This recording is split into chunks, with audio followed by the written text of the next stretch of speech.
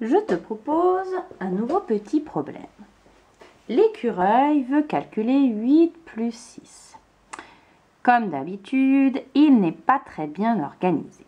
Vérifions qu'il a bien 8. Déjà, jetons bleu.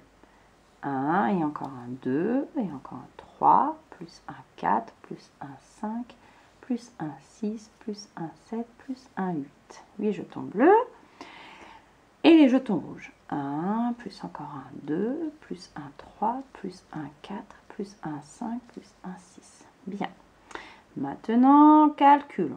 8 jetons bleus plus 1 jeton rouge. Ça fait 9, plus un 10, plus un 11, plus un 12, plus un 13, plus un 14.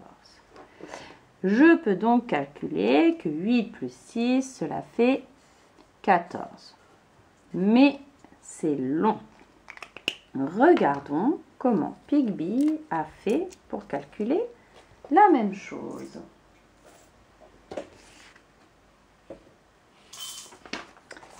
Pigby veut également calculer 8 plus 6.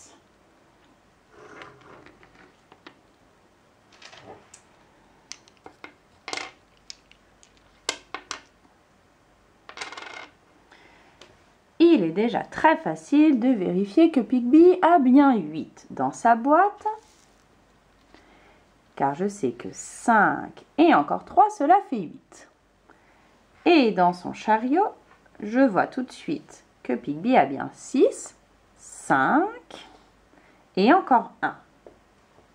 Pour calculer, Pigby se dit, c'est facile, cela va être plus grand que 10. Dans sa boîte, il lui reste 2 places. Pigby va donc imaginer qu'il prend 2 jetons et qu'il les met dans sa boîte.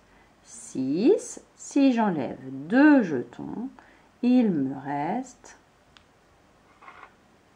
4. J'aurai donc 8 plus 6. Cela fait donc 10. Et encore 4, c'est facile, cela fait 14. Entraînons-nous comme Pigby. Pour cela, nous allons pouvoir imaginer notre boîte et notre chariot. Calculons 8 plus 4. J'imagine 8 dans ma boîte. Cela veut dire que j'aurai 5 et encore 3. Ma boîte sera remplie jusqu'ici. Et je vais imaginer 4 dans mon chariot. Si ma boîte est remplie jusqu'à 8, cela veut dire que j'ai 2 places dans ma boîte. Je prends 2 dans mon chariot. Combien me reste-t-il?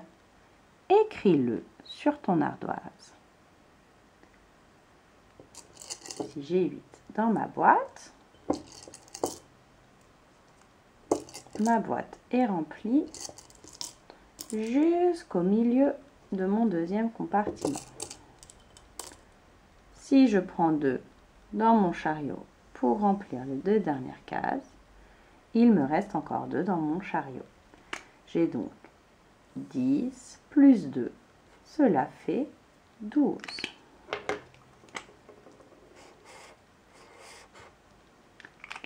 Continuons de nous entraîner. Je vais maintenant te demander de calculer sur ton ardoise 8 plus 7. J'ai 8 dans ma boîte, je vais donc jusqu'au milieu de mon deuxième compartiment. J'ai 2 places de libre. Imagine 7 dans ton chariot. Je t'aide.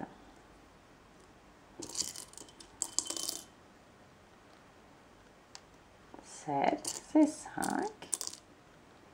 Et encore 2. Il y a 2 places de libre dans mon chariot. Vois-tu ce qu'il faut faire? Écris maintenant le résultat de 8 plus 7. Vérifions. Si je prends 2 et que je les mets dans ma boîte, il me reste 5 dans mon chariot. Je peux écrire que 8 plus 7, c'est pareil que 10 plus 5, c'est-à-dire 15.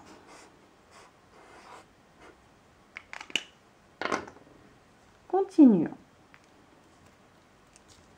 Je vais te demander de calculer 8 plus 5.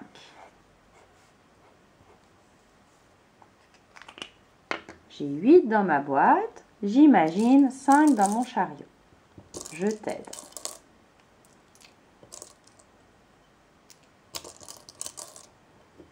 J'ai 8 dans ma boîte, 5 dans mon chariot. Je vais prendre 2 jetons de mon chariot pour les mettre dans ma boîte puisqu'il me reste 2 places de libre. 8 plus 5, c'est plus grand que 10. Ça va dépasser 10. Écris combien font 8 plus 5.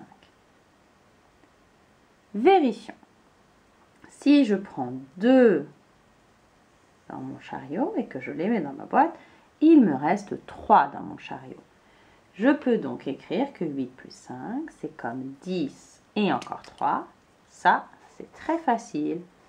C'est 13. Continuons.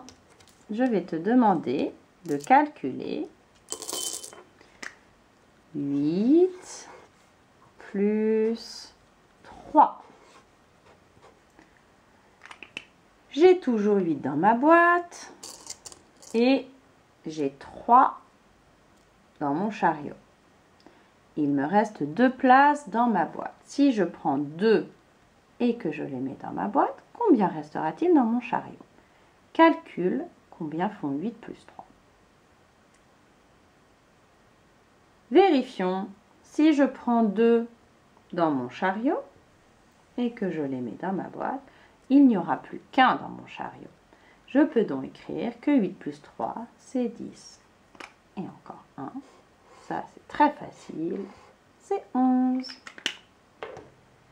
Calculons maintenant 8 plus 9. Imagine 8 dans la boîte, 5 et encore 3, il te reste donc 2 places. Imagine 9 dans ton chariot. 9, c'est facile, on le connaît, c'est 5 et encore 4.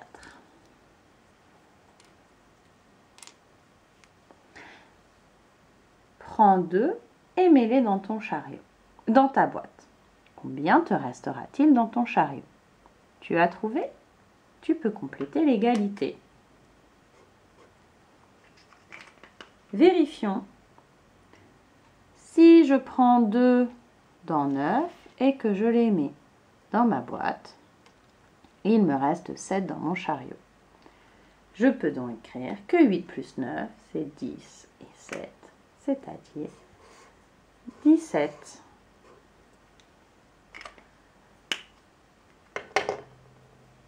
Facile, n'est-ce pas? Maintenant, à toi de t'entraîner sur la fiche.